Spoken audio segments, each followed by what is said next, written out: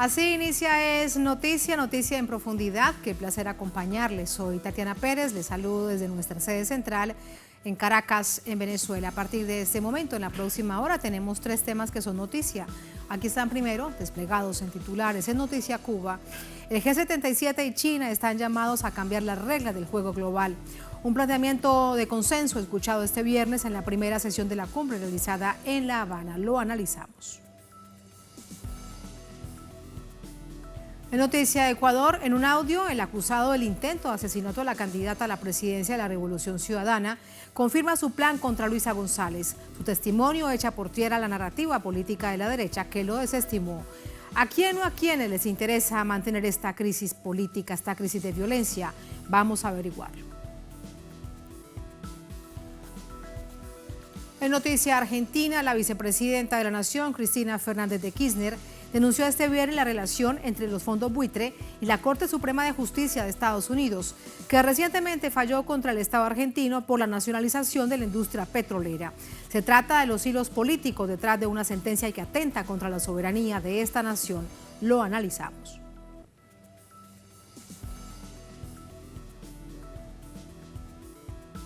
En Noticia casi comienza. Bienvenidos, bienvenidas.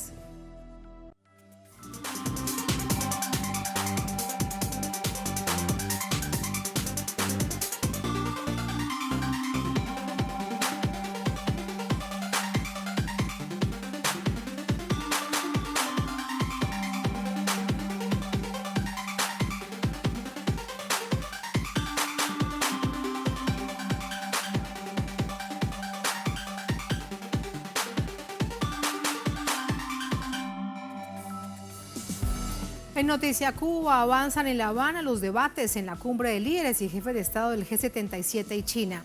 El grupo intenta levantar la voz por el sur global y busca estrategias para enfrentar los desafíos del mundo actual. Vamos a verlo. La cumbre, que encuentra a un centenar de países de Asia, África y América Latina, inició con un llamado a cambiar las reglas del juego económico internacional. Esa arquitectura de disparidades y hostil al progreso de las naciones del sur fue condenada por el mandatario anfitrión, Miguel Díaz-Canel. Por ello, el cónclave debate el papel de la ciencia, la tecnología y la innovación como componente esencial en el desarrollo de las naciones. Lo hacemos convencidos de que los logros y avances en ese campo son los que dirán a la postre si es posible y cuándo alcanzar los objetivos de desarrollo sostenibles relacionados con el fin de la pobreza, el hambre cero en el mundo, la salud y el bienestar, la educación de calidad, la igualdad de género, el agua limpia y el saneamiento, la solución a los problemas de la energía, el trabajo, el crecimiento económico, la industrialización y la justicia social. El representante de China reconoció el trabajo de Cuba en la presidencia pro tempore del bloque en ese camino. Como presidente del grupo de los 77 más China de este año, Cuba ha hecho activos esfuerzos y positivas contribuciones por unir las fuerzas de los países en desarrollo para enfrentar los desafíos globales y salvaguardar los intereses de desarrollo, por lo cual China expresa su alto aprecio. Los mandatarios coincidieron en que la unidad y solidaridad es un pilar fundamental para el desarrollo. La Unión Africana se ha comprometido de consumo con la comunidad científica porque somos perfectamente conscientes de su pertinencia. Como lo menciona el Centro Africano para los Estudios Tecnológicos de Nairobi, la ciencia, la tecnología y la innovación constituyen factores claves que pueden contribuir a la aceleración del proceso de desarrollo sostenible del continente africano, y que la producción de nuestros conocimientos y la innovación son esenciales para crear riqueza en los estados africanos. Para varias naciones del bloque, es imperante impulsar el cese de las medidas coercitivas unilaterales impuestas por Occidente que frenan sus desarrollos. Así que el G77 tiene que levantar su voz con más fuerza y decir ya basta de persecución contra los pueblos del mundo que quieren la independencia y que quieren construir sus propios modelos. Hay que hacer más, mucho más. Frente a esas presiones hegemónicas, el secretario general de Naciones Unidas, Antonio Guterres, aseguró que el mundo avanza hacia la multipolaridad, pero reconoce que eso no garantiza de por sí la paz y la justicia. Guterres abogó por un sistema que responda mejor a las necesidades de las economías en desarrollo. La pobreza va en aumento y el hambre es cada vez mayor. Los precios están disparados, la deuda es exorbitante y los desastres climáticos son cada vez más frecuentes. Los sistemas y los marcos mundiales les han fallado. La conclusión es clara. El mundo le está fallando a los países en desarrollo. En un bloque que representa el 80% de la población mundial y que posee la mayoría de los recursos petroleros, minerales y naturales del planeta, los países emergentes que lo componen quieren y merecen tener más voz. Así entramos con el análisis, por supuesto, centrado en las declaraciones de más de 60 jefes de Estado, de gobierno, hombres y mujeres de distintas partes de nuestra América Latina, del Caribe, del mundo, que hacen vida en el G77 más China o G77 y China.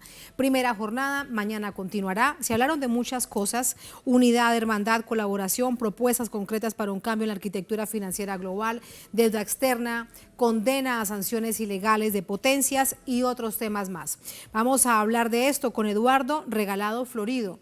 Él es investigador del Centro de Investigaciones de Política Internacional, CIPI, y nos acompaña desde La Habana, en Cuba. Eduardo, bienvenido. ¿Cómo está? Buenas noches. Buenas noches. Muchas gracias por la convocatoria. Es un placer contactar con Telesur. Muchísimas gracias a usted. De hecho, con lo que estábamos observando, Eduardo, y hemos visto de una manera bastante concreta y permanente en los discursos de hoy, también se hace referencia, por ejemplo, al más apoyo que se necesita de China e India como potencias emergentes, que en los próximos años, como decía hace algunos días el primer ministro de India, Narendra Modi, será una de las principales potencias del mundo en términos económicos y financieros. Todo este apoyo a los países en desarrollo en contra de un modelo capitalista que ahoga.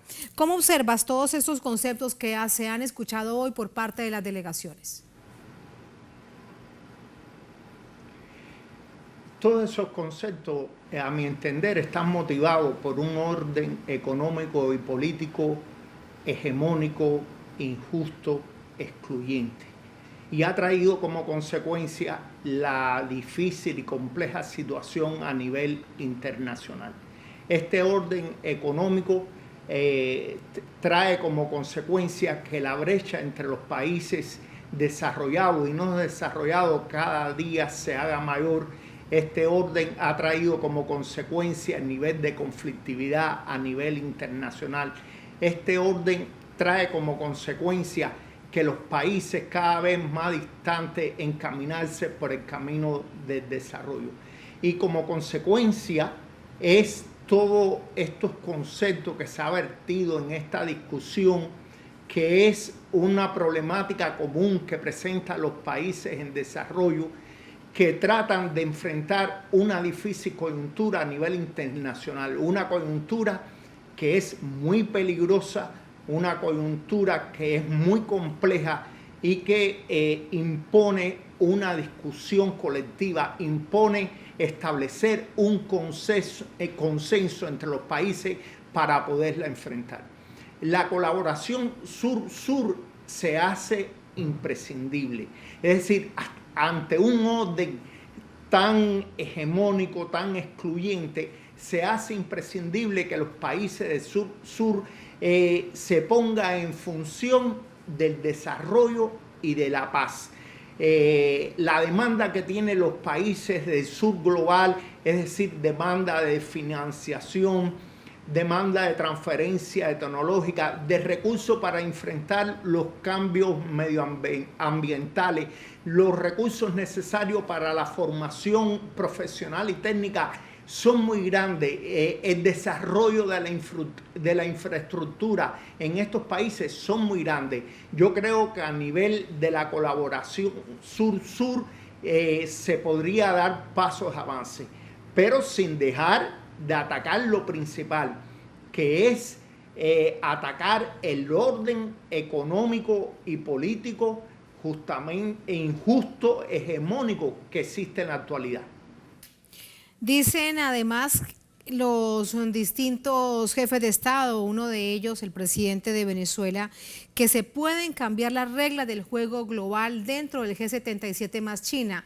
Decía incluso que debía generarse un potente espacio para condenar y para ir más allá en contra de las sanciones ilegales que producen potencias en contra de muchas otras, las llamadas sanciones, en este caso bloqueos que padece Cuba, que padece Venezuela.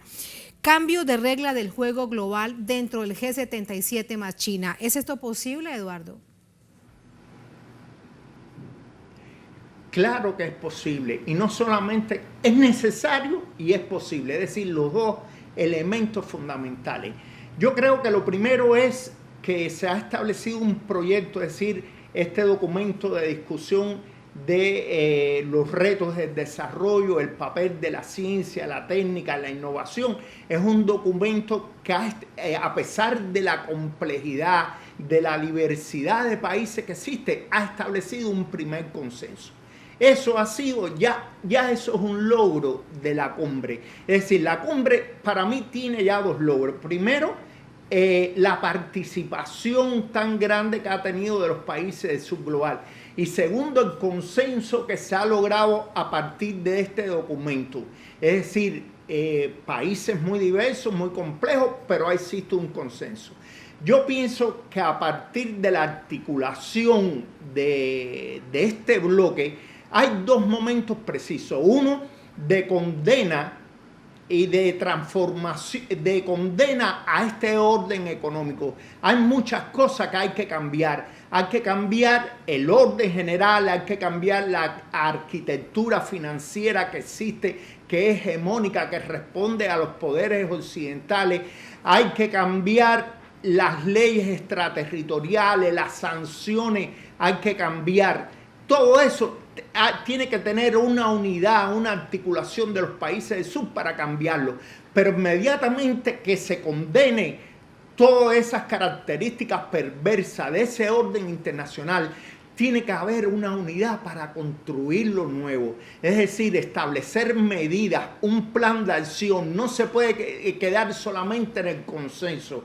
Hay que aprovechar las oportunidades, crear un plan de acción para avanzar en crear estrategia para ir cerrando la brecha, para crear estrategia de avanzar en la agenda de 2030, es decir, de desarrollo sostenible, sensibilizar a las organizaciones internacionales, el aporte que tienen que concederle a los países en desarrollo.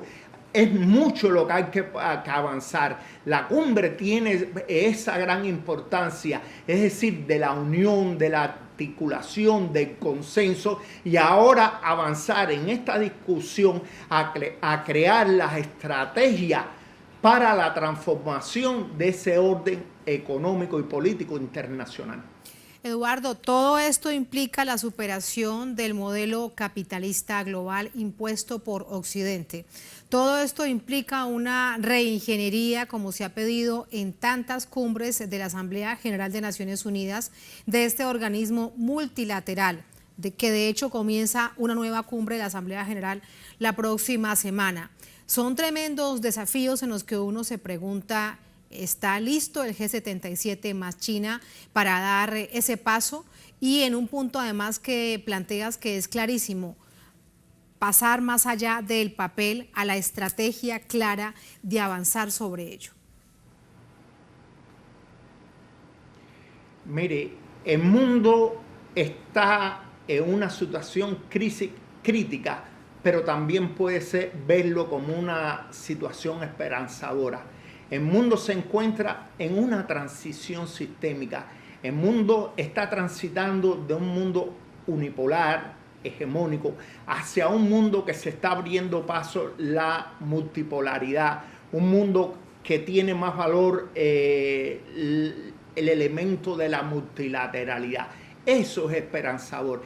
En este contexto, la actuación de los países del sur global se reclama una mayor participación de estos países, de no ser elementos pasivos, sino que ser elementos activos en la construcción de este nuevo mundo que se está abriendo paso. Recuerde que estamos hablando de 134 países, está 2/3 partes de los países a nivel internacional, del 80% de la población mundial. Es decir, la gran mayoría está en la peor situación en el escenario internacional. La gran mayoría están subordinados a una minoría, es decir, esos poderes que pretenden implantar su hegemonismo. Por lo tanto, en esta situación sumamente crítica que vive el mundo de hoy, de haber transitado, de la pandemia, este mundo donde hay conflictos bélicos, tensiones muy grandes, este mundo nos reclama esa participación. No queda otra alternativa. El mundo no puede seguir existiendo si no se consolidan dos elementos. Es decir, hay que consolidar la paz y el desarrollo. Si el mundo no consolida, y solamente cómo se puede consolidar, con un nuevo tipo de relacionamiento entre los países. No puede ser ese mundo diseñado para que responda a los intereses hegemónicos de determinadas potencias.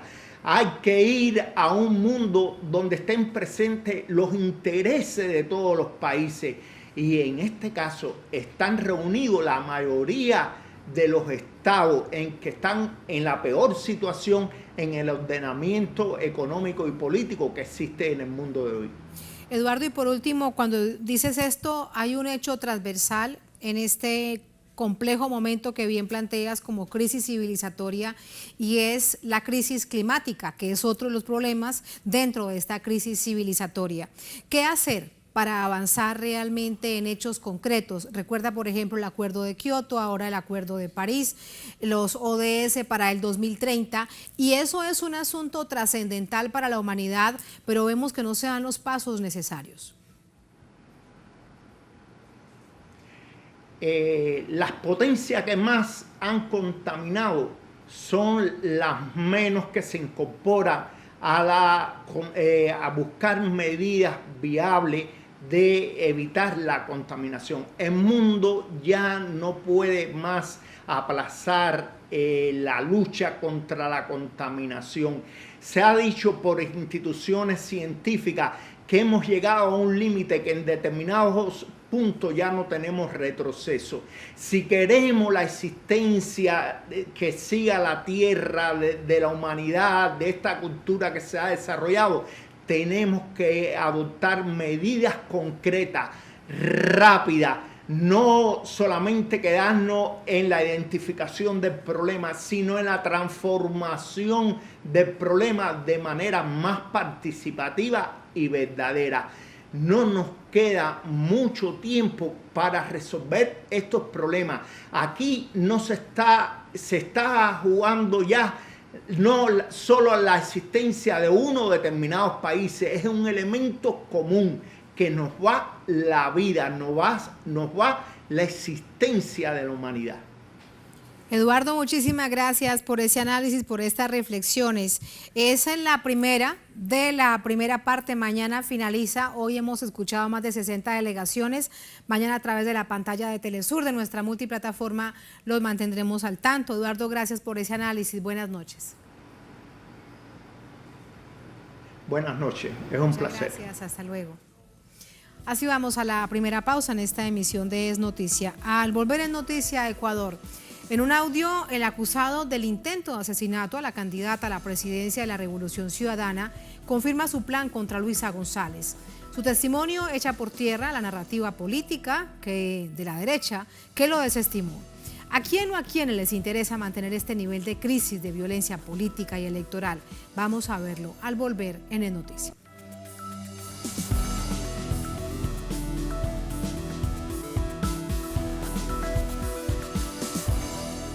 Desde Venezuela hasta Argentina. Telesur conecta fronteras. Telesur, siempre da más.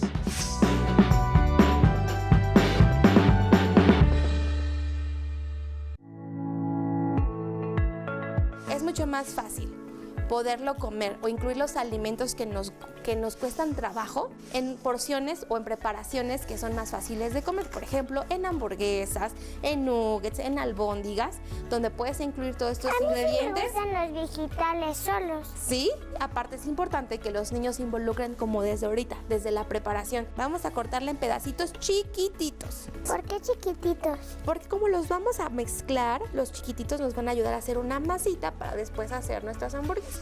Entrevista con Aisa García desde Guía tu Cuerpo. Sábado, solo por Telesur.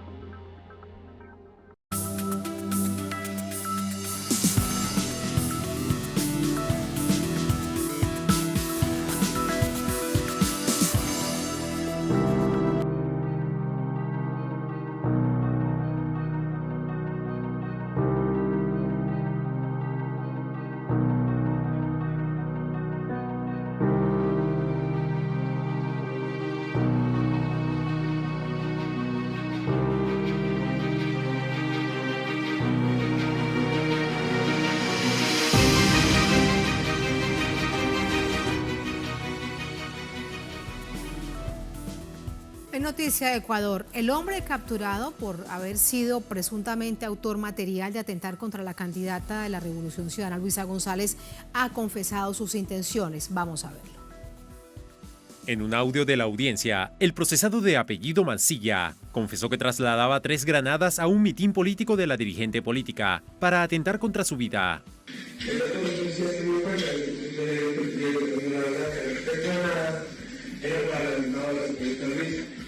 A su vez, advirtió presión por varias personas bajo amenazas de muerte contra su familia si no completaba la misión, que debía darse el 30 de agosto. La declaración permitió a la Policía Nacional capturar a otro individuo que portaba una metralleta y varias municiones con el mismo objetivo. En su cuenta en X, el coordinador de la bancada Revolución Ciudadana, Ferdinand Álvarez, demanda a la Fiscalía y Cuerpos de Seguridad respuestas inmediatas sobre el atentado.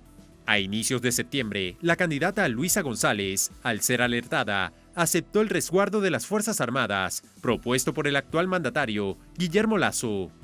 Dado eso, me he visto en la obligación de usar chaleco antibalas y de aceptar el ofrecimiento del gobierno de que las Fuerzas Armadas también me brinden seguridad. Tras la primera vuelta del 20 de agosto, Lasso ordenó al ejército ocuparse de la seguridad de los 2 postulantes que avanzaron al balotaje, decisión que se deriva por el asesinato del candidato Fernando Villavicencio, cuando salió de un acto de campaña. La amenaza contra González ocurre en un contexto de extrema violencia en el país, a pocas semanas de los comicios, y mientras varias bandas delictivas dominan revueltas en las cárceles, además de una inusual serie de ataques con granadas y explosión de 2 coches bombas en la capital Quito.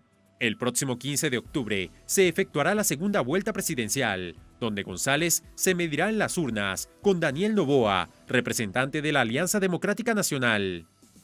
Este es el escenario de cara a la segunda vuelta presidencial. Recibimos más a esta hora más información con nuestra corresponsal en Quito, Elena Rodríguez. Elenita, adelante, buenas noches. Hola Tati, qué gusto conectarnos contigo y con la audiencia de Telesur en el mundo. Antes de reportar lo que está pasando con relación a la revelación hecha por el sujeto procesado por el presunto atentado contra Luisa González, es importante situarnos en un contexto. El nivel de violencia que experimenta hoy por hoy Ecuador es inédito. Expertos lo califican como exponencial y dicen que este país suramericano podría terminar en 2023 con una tasa de 40 muertes violentas por cada 100.000 habitantes. Y hay que establecer una comparación, Tati, porque ¿qué es lo que pasaba en 2017? Es decir, hace apenas 6 años, el índice de muertes violentas en el país era de 5 por cada 100.000 habitantes. Es decir, se ha multiplicado por 8 en apenas 6 años. Esa violencia, como ustedes pueden apreciar, se ha trasladado también a la escena política. Es así como a través de la pantalla de Telesur narrábamos, por ejemplo, el asesinato del alcalde de Manta, Agustín Intriago, el del dirigente de la Revolución Ciudadana, Pedro Briones, acribillado en la provincia de Esmeraldas mientras salía de su domicilio. Y, por supuesto, no podemos dejar de mencionar también a Fernando Villavicencio, el entonces candidato a la presidencia de Ecuador, quien falleció con un tiro en la cabeza cuando salía de un mitin político en el marco de la primera vuelta electoral. En ese escenario hay que encender todas las alarmas cuando se habla de un presunto atentado, esta vez dirigido a la candidata de la Revolución Ciudadana, Luisa González, quien debemos decir triunfó en la primera vuelta, pero no le alcanzó para sostener la presidencia en una sola vuelta, es decir, participará en un balotaje junto al candidato de la derecha, Daniel Noboa. Ustedes recordarán que hace pocas semanas en Quito se dieron dos sucesos que estremecieron al país y pusieron el foco sobre este país suramericano. Me refiero a los coches bomba dejados en los exteriores de oficinas gubernamentales. En ese contexto se arrestó también a este sujeto que tenía en su posesión armas de fuego y granadas. Eso ocurrió el pasado 30 de agosto. Es decir, mientras colocaban coches bomba en los exteriores de edificios gubernamentales, se establece una especie de redada en los alrededores y se puede determinar que este sujeto que portaba armas de fuego y granadas también tenía planificado algo. ¿Qué pasó? En un audio de la audiencia de formulación de cargos, como ustedes ya bien lo decían, que fue publicado por el medio digital Zoom Ecuador, se escucha al procesado hablar sobre este hecho. Él confiesa que llevó una mochila con 3 granadas a un mitin político en el que iba a participar Luisa González con el fin de atentar contra su vida. Incluso en esta declaración confesó que luego de su detención, él mismo contó a la policía sobre este atentado. Ustedes recordarán, insisto, cuando nos enteramos, cuando conocemos sobre los coches bomba, es el expresidente de Ecuador, Rafael Correa, quien a través de su cuenta de X alerta y pone en escena este hecho.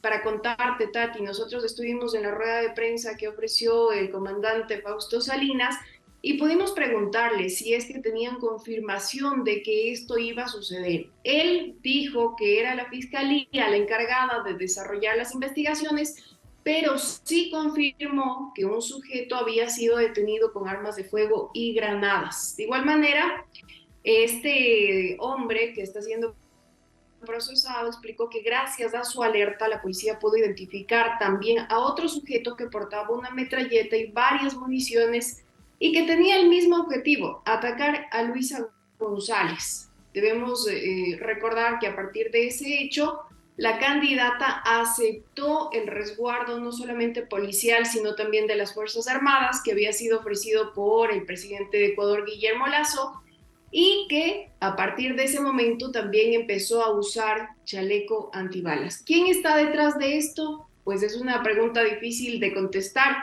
y deberá ser la Fiscalía la entidad encargada de dar respuestas a un país ávido de transparencia, claridad y sobre todo de paz. Muchísimas gracias por todo ese recuento, Elenita. Visto así, lo que queda es una cantidad de preguntas sin respuestas. Vamos a trasladar algunas de ellas a nuestra invitada. Muchas gracias. Hasta mañana.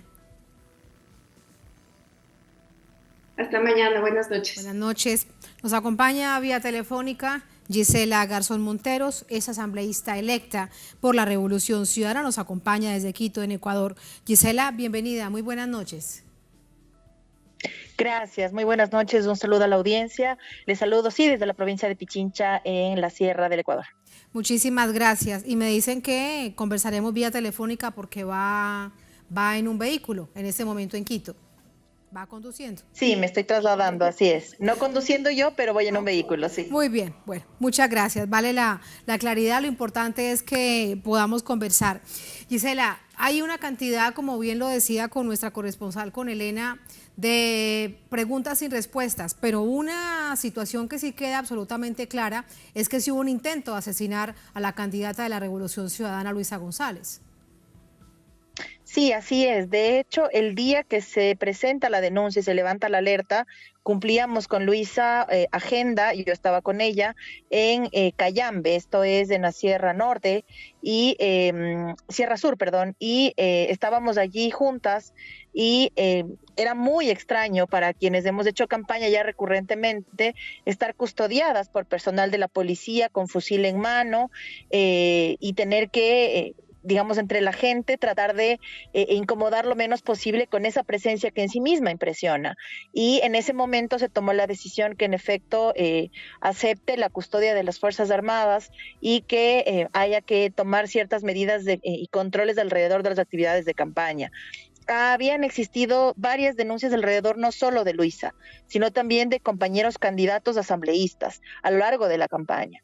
Y nosotros como proyecto político tenemos de nuestras filas también que lamentar asesinatos. En las pasadas elecciones seccionales, un candidato a alcalde en Manabí también fue asesinado un día antes de la elección. Han sido asesinados concejales en funciones, candidatos a asambleístas de otros partidos. Es decir, si bien lo de Fernando Villavicencio conmociona el tablero político por la forma en la que sucede y a quién le sucede, siendo un personaje que venía estando custodiado por mucho tiempo antes de ser incluso candidato, nosotros como proyecto político también debemos lamentar estos asesinatos en el marco de no solo un incremento de la violencia, sino de la ausencia total del gobierno alrededor de lo que estamos viviendo y de lo que están pasando también autoridades de diferente nivel. Entonces, yo pude vivir de cerca la alerta y la amenaza, por supuesto que sentir la preocupación y el miedo, pero fundamentalmente mantener la firmeza que requiere este momento de cara a una elección que puede cambiar el rumbo de las cosas si es que el favor de la gente está con la Revolución Ciudadana. Gisela, y también ha sido víctima de amenazas en tiempo de campaña y ahora además como asambleísta electa, el nivel de resguardo y de seguridad que necesitan todos y cada uno de los asambleístas cuando comiencen sus funciones. Sí, así es. Yo pues tengo una experiencia particular. Yo fui una de las denunciantes del exministro del Interior, Patricio Carrillo, por el caso de María Belén Bernal, este feminicidio que ocurrió en la escuela de policía. Y una vez logrados los votos y alcanzada la censura, las amenazas empezaron a llegar. Y en este marco donde hay que cuestionar también de alguna forma la presencia o la acción de la policía alrededor de lo que estamos viviendo y de lo que está pasando, por supuesto que nos preocupa. En mayor o menor medida, varios de nosotros hemos tenido que precautelar algunas acciones alrededor de nuestro movimiento, en fin, unos más que otros digo, porque por ejemplo en el caso de mi compañera Viviana Veloz, desde el juicio político al presidente de la República tuvo que pedir custodia y tener resguardo. Entonces estamos en un momento donde la posibilidad de cambiarla es tan cierta como el riesgo de enfrentar la campaña, y por lo tanto no solo que pedimos a la región, al mundo que nos vea y que esté pendiente de lo que pasa en Ecuador, sino que no se justifique en estos actos de violencia alrededor de una ola que únicamente pretende señalar a una u otra tendencia política, sino que se entienda que es la profundización de un modelo de derecha que abandona la seguridad para la gente, que únicamente precautela sus propios intereses particulares, incluida su seguridad, pero que deja de lado a la gente, porque este mismo miedo que sentimos nosotros, de alguna forma tenemos como cuidarnos, pero la gente todos los días en la calle está expuesta, y eso es algo que tiene que denunciarse y que la región y el mundo saberlo, ¿no? Y que además no se dude cuando se ha denunciado. En el momento, hace 20 días lo denunciaba el expresidente Rafael Correa, aparecían luego las pruebas, pero desde la media, desde la prensa corporativa, se seguía por debajeando una situación tan extremadamente grave en tal nivel de violencia. Ahora, Gisela, esto sucede cuando faltan, bueno, un mes prácticamente, un mes exacto para la segunda vuelta presidencial. ¿Qué hacer para que no escale a los niveles de la primera vuelta? Bien, recordemos que habían más amenazas, bueno, asesinan a Fernando Villavicencio, los carros bomba que explotan, las intimidaciones, los panfletos, todo esto que se incrementó en los últimos días previos a la primera vuelta presidencial. ¿Con qué contar para que esto no se repita? Primero, pedirle celeridad a las autoridades, a la Fiscalía puntualmente en los casos que está investigando, tanto a alrededor de la amenaza de Luisa González, como a lo sucedido con Fernando Villavicencio. Hemos sido muy claros como organización política que el país necesita verdad.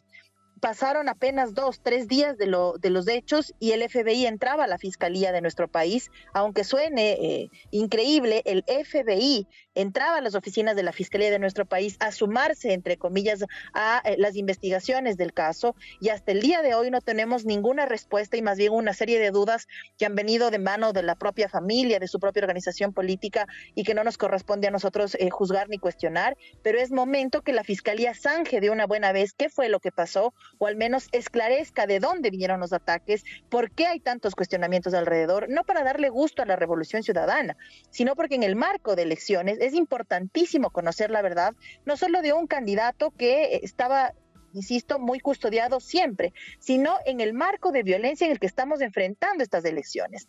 Es decir, el gobierno ni siquiera ha podido garantizar la seguridad de aquellas figuras públicas que asumen las candidaturas, y entonces mucho menos puede hacerlo con la ciudadanía, y se explica por qué hay esta desconexión, que mientras pasa y explotan carros y explotan coches bombas, se hacen virales videos del presidente ofreciendo cenas en Carondelet. Es decir, esta desconexión tan profunda sí puede tener una respuesta contundente de las autoridades y los entes de control, y por eso es que primero le instamos a la Fiscalía que no solo apresure las investigaciones, sino que le dé al país certezas alrededor de los culpables, tanto de las amenazas como de lo que sucedió, para que enfrentemos la segunda vuelta sin utilizar este doloroso momento como una herramienta para señalarnos como fuerza política o para pretender desviar la atención. Y de allí, instar al gobierno quizás ya ni siquiera sirve para nada, porque claramente no ha dado resultados, pero sí pedirle nuevamente a los organismos de veeduría de derechos humanos a lo largo de la región que estén pendientes, porque hay muchas cosas que nos dejan dudas. Es un proceso electoral donde nuestros candidatos están yendo a votar custodiados por militares, es decir, no está bien ni es normal que vivamos esta zozobra, y ante la falta del gobierno, la veeduría internacional va a ser importante para en adelante, con un cambio de gobierno, también poder buscar no solo responsables, sino la verdad alrededor de estos casos, y que la tranquilidad vuelva a las calles de nuestro país, tanto con un buen gobierno como con las sanciones correspondientes a los culpables. Y ese es el punto clave, Gisela, con esto la quiero despedir. ¿Quién está detrás como autores materiales e intelectuales de este nivel tan creciente e inédito de violencia política en el país? Pues una respuesta debe darse desde las autoridades. Muchísimas gracias, buenas noches. Gracias a ustedes, un gusto y siempre a las órdenes. Muchas gracias. Así vamos a la última pausa en esta emisión de Es Noticia. Al volver en Noticia Argentina, la vicepresidenta de la Nación, Cristina Fernández de Kirchner, denunció este viernes la relación entre los fondos buitre y la Corte Suprema de Justicia de Estados Unidos, que recientemente falló contra el Estado argentino por la nacionalización de la industria petrolera. Se trata de los hilos políticos detrás de una sentencia que atenta contra la soberanía del país. Lo analizamos. Al volver, estamos en el noticiero.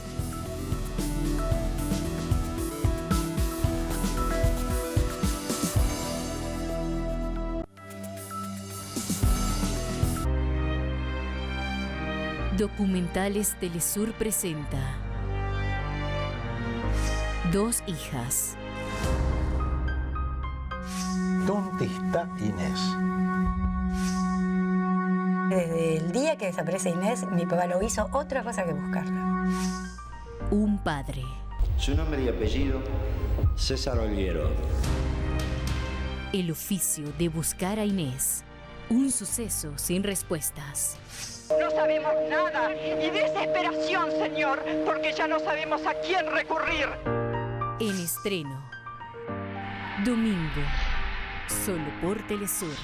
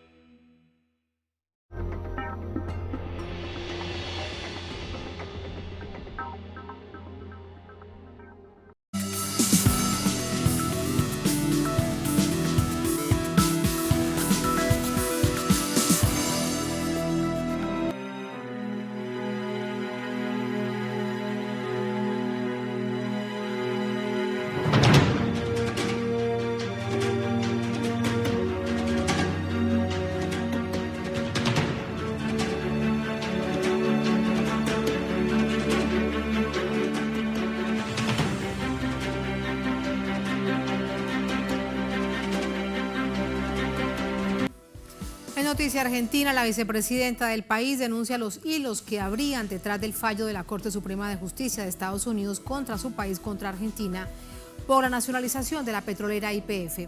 Recordemos qué pasó y qué sucede en este momento. En mayo de 2012, el gobierno de la entonces presidenta del país, Cristina Fernández, nacionalizó la empresa privada YPF, que anteriormente estaba a manos de la petrolera Repsol. Las acciones bajo la ley de la ex ejecutiva Fernández fue parte de un plan estratégico para impulsar la producción nacional y recuperar económicamente a la nación afectada por la deuda pública histórica de 2001. La semana pasada, la Corte Suprema de Justicia de Estados Unidos falló contra el país austral, tras una década del cambio de estatus de la empresa energética. La sentencia implica que la nación argentina deberá pagar $16 millones al fondo buitre Burford, que exige una compensación por considerar que la expropiación no cumplió los marcos legales correspondientes. Por su parte, el gobierno del presidente Alberto Fernández aseguró que apelará ante esta decisión, al no estar de acuerdo con las acusaciones legales. Para las principales figuras del Estado, existe una clara connotación política en un contexto electoral. La ahora vicepresidenta Cristina Fernández denunció con pruebas lo que ocurre detrás del fallo de la Corte Suprema a favor de los fondos buitres, al compartir la declaración de una congresista estadounidense a través de sus redes sociales, quien expuso un vínculo de corrupción y soborno entre el director del fondo buitre, Paul Singer, y un miembro de la máxima autoridad judicial, Samuel Alito, quien falló en contra del país latinoamericano. Aquí está Paul Singer, un multimillonario y director de un fondo de inversión, y aquí el juez de la Corte Suprema, Samuel Alito. Hemos visto que el multimillonario que generosamente patrocinó este viaje se presentó ante la Corte al menos 10 veces en casos donde la prensa judicial y los principales medios de comunicación habitualmente cubrieron su rol. Así que fue público que tenía asuntos con la Corte. Asimismo, destacó que la decisión significó para Paul Singer una considerable remuneración. En 2014, de hecho, el juez Samuel Alito junto a la Corte acordaron resolver una cuestión vital en una batalla de décadas entre el fondo de Singer y la nación argentina. ¿Sabe si Alito se recusó de este caso? Creo que no lo hizo. Él no se recusó de este caso y, de hecho, él usó su asiento en la Corte Suprema después de todo esto para fallar en favor de Singer. Y con esa decisión, el fondo de Singer recibió $2.400 millones.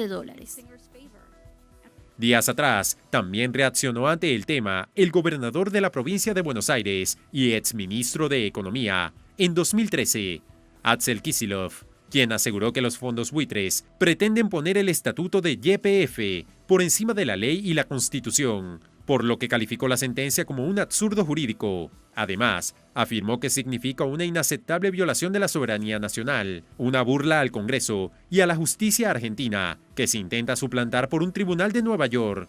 Todo esto ocurre en un contexto electoral. Kicillof ha denunciado públicamente que se trata de otro intento por parte de estas fuerzas estadounidenses por desprestigiar al oficialismo durante la contienda, en respaldo a las candidaturas de la extrema derecha, en esta ocasión, la de Javier Milei, por el Partido Libertad Avanza.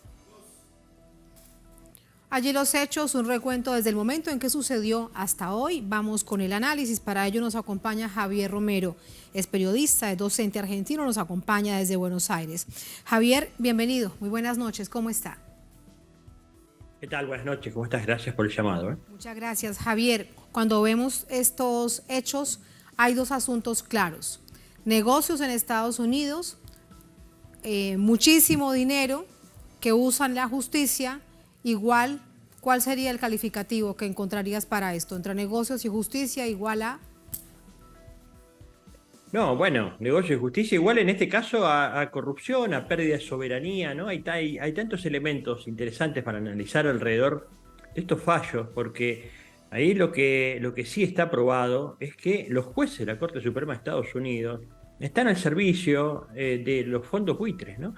De ese sistema financiero internacional que en realidad es su, ¿no? Y que es quien banca en general estos golpes blandos en América Latina, está ganando dinero a costa de la soberanía de los países, sobornando en este caso a los principales jueces de los Estados Unidos, en este caso la Corte Suprema de Estados Unidos.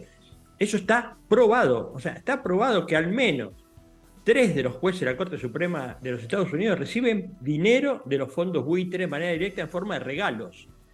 En el caso de la Argentina es muy grave lo que está pasando, no solo por lo que pasó con este caso en particular, esta denuncia que hace una congresista norteamericana a partir de investigaciones periodísticas que muestran que el titular de uno de los fondos buitres le había pagado a un juez de la Corte Suprema para fallar en contra de la Argentina, sino además porque esta semana se conoció el fallo de una jueza, hoy fue reafirmado, que también interviene sobre asuntos argentinos, en este caso a propósito de la petrolera YPF, ¿no? De la principal compañía petrolera argentina, a partir también de una decisión del gobierno de los Kirchner de recuperar la empresa. Así que tenés 2 fallos que se conocen. Uno es el fallo que la justicia norteamericana, en plena campaña electoral de 2014,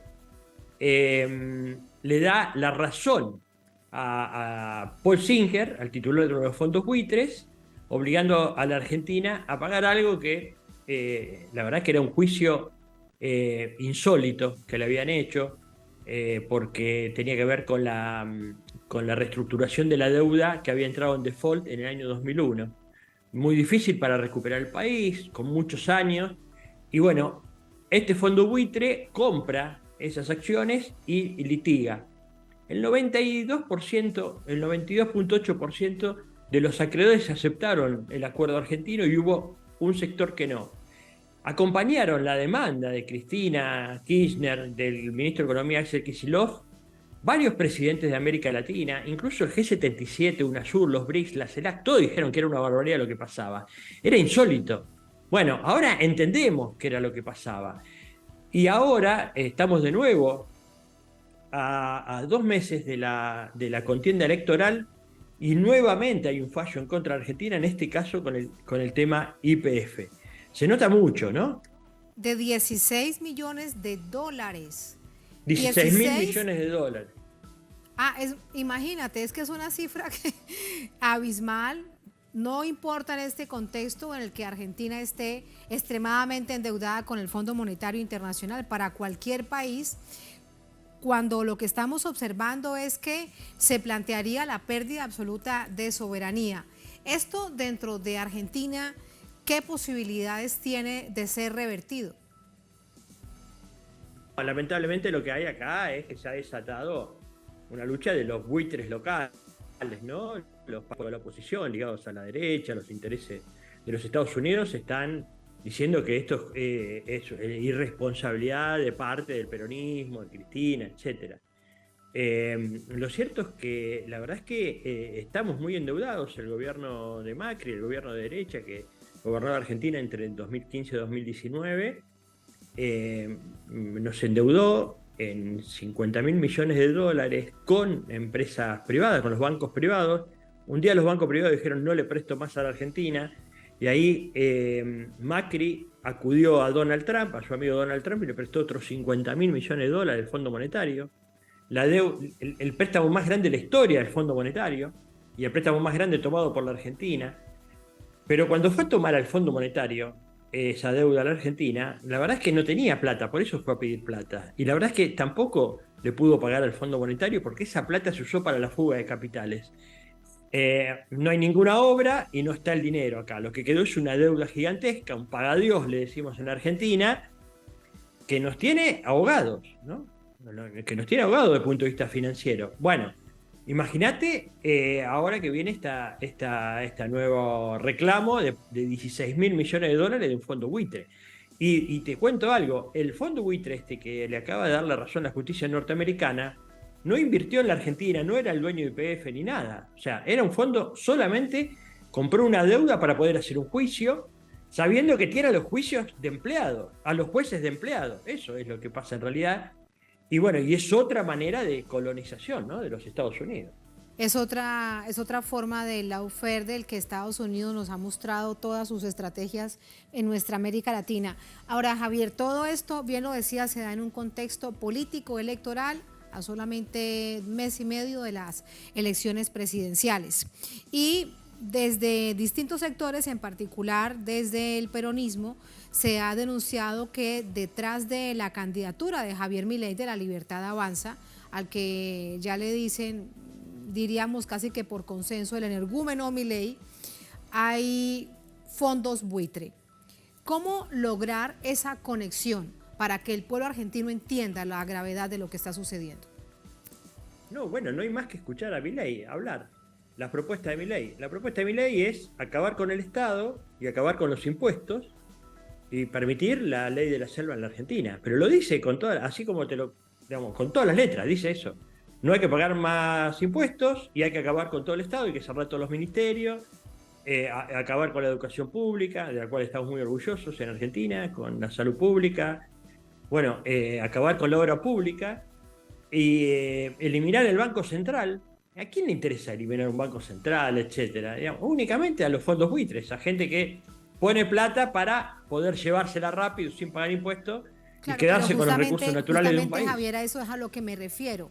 ¿Cómo evidenciar qué fondos buitre están detrás de esto? Porque también se ha denunciado, está la Casa Blanca, está el Departamento de Estado, también hay una parte del gobierno israelí financiando, o empresarios israelíes financiando a la candidatura de Javier Milei. Pero el asunto aquí es que cómo quitar esa máscara y ponerlo en negro y blanco, en blanco y negro.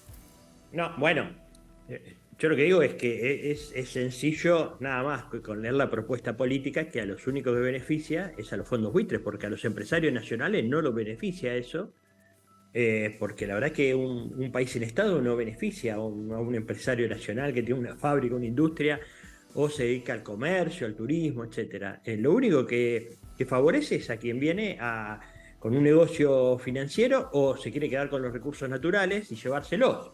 O sea, saquearnos y llevárselos sin pagar impuestos. Y eso lo hacen los grandes fondos buitres, los grandes fondos de inversión. Hay que recordar que los fondos buitres manejan casi tanto dinero como Estados Unidos y China. O sea, son verdaderas superpotencias que están deslocalizadas y que tienen acuerdos, obviamente, con los Estados Unidos, ¿no? Si vos me decís, ¿aportan en blanco a la campaña de Milei? No, pero lo vemos en las redes todo el tiempo, que hay un montón de dinero puesto ahí para posicionar a Milei, y sabemos los lazos que tiene acá en la Argentina con qué grupos empresarios. O sea, se nota enseguida la ligación con los Estados Unidos o con Israel, pero no hay... no tenemos una cuenta que dice el fondo buitre tal financia a Milei. Todos nos damos cuenta, todos lo sabemos. Ojalá, la verdad es que ojalá que hubiese, para no tener que escudriñar tanto. Javier, gracias, muy buenas noches. No, muchas gracias a vos, un abrazo grande. Un abrazo, saludos, muchas gracias, hasta luego. A ustedes gracias por habernos acompañado. Que tengan todos y todas buen fin de semana. Ponemos punto final a esta emisión de Noticia. Será hasta el próximo lunes.